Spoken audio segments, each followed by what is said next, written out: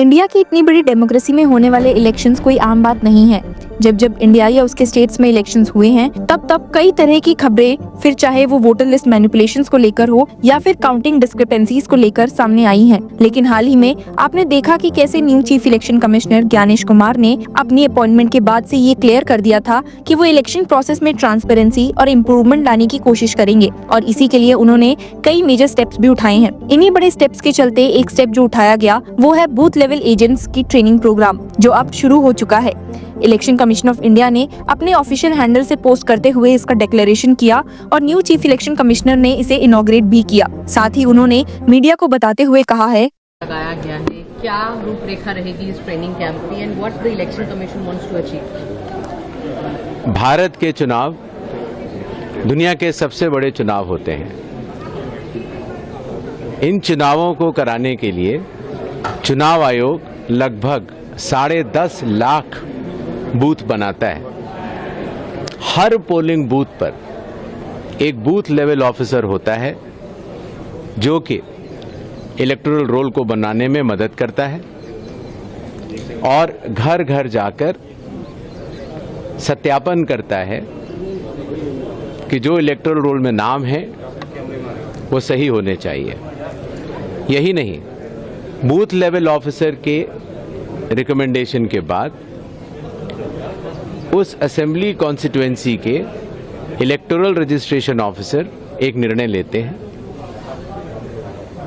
और निर्णय के बाद एक फाइनल इलेक्टोरल रोल पब्लिश होता है।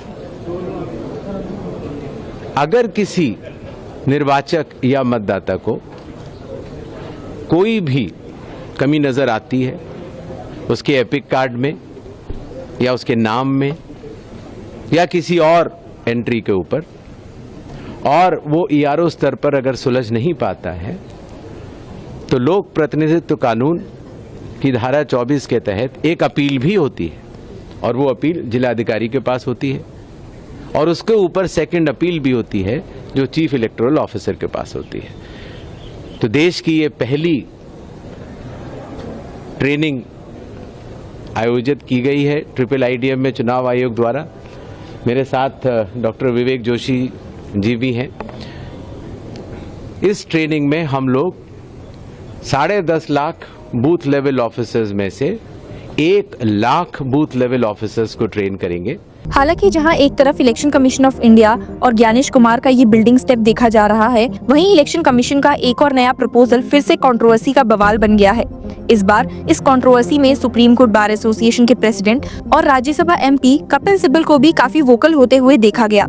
उन्होंने इलेक्शन कमीशन ऑफ इंडिया को बैश करते हुए एक फेल्ड इंस्टीट्यूशन का दर्जा दे दिया है। आपको याद होगा कि कुछ वक्त पहले इलेक्शन कमीशन ऑफ इंडिया ने कहा था कि वोटर लिस्ट में होने वाली गड़बड़ और डुप्लीकेट ईपीआईसी नंबर्स को ठीक करने के लिए वो आधार कार्ड को वोटर आईडी से लिंक करने का सोच रहे हैं, जिसको लेकर वाइड स्प्रेड क्रिटिसिज्म भी देखने को मिला regarding the privacy of the citizen. हालांकि फिर भी ईसीआई ने कहा कि ये एक वॉलंटरी स्टेप है और इसे सुप्रीम कोर्ट गाइडलाइंस और कॉन्स्टिट्यूशन के तहत ही इम्प्लीमेंट किया जा रहा है। आपको बता दूं कि अब जो नई अपडेट इस मुद्दे में दिखाई दे रही है वो ये है कि अब अगर कोई वोटर अपना आधार नंबर इलेक्शन कमीशन के साथ शेयर नहीं करता तो उसको इलेक्टोरल रजिस्ट्रेशन ऑफिसर के सामने पर्सनली अपेयर करना पड़ेगा और रीजन देना पड़ेगा कि वो ये इन्फॉर्मेशन क्यों नहीं दे रहा। इलेक्शन कमीशन ऑफ इंडिया का कहना है कि आधार देना वॉलंटरी है, लेकिन ये नया रूल ये सवाल उठाता है कि अगर आधार देना ऑप्शनल है तो फिर लोगों को जस्टिफाई करने की जरूरत ही क्यों है। क्रिटिक्स का कहना है कि ये एक डिस्गाइज्ड फोर्स है। जब एक आम नागरिक को सिर्फ प्राइवेसी प्रोटेक्ट करने के लिए एक गवर्नमेंट ऑफिसर के सामने